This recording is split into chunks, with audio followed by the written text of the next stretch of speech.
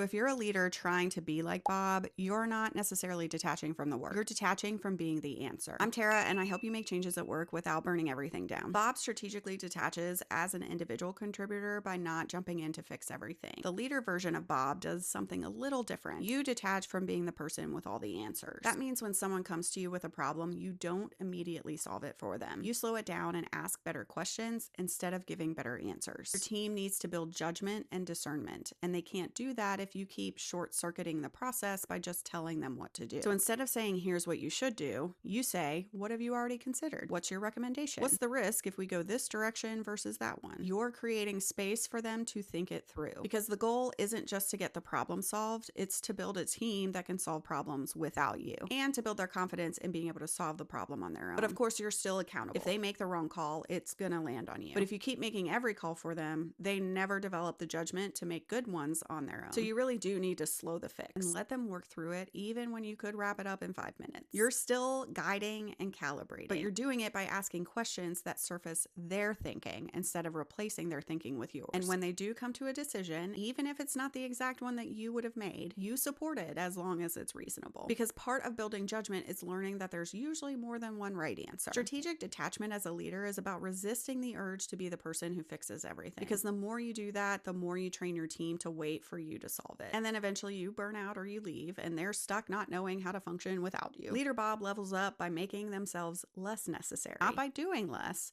but by teaching more through questions instead of answers. Now, I help leaders develop their teams without burning out in the process. If you're ready to stop being the hero, be sure to book a consult with me through the link in my bio.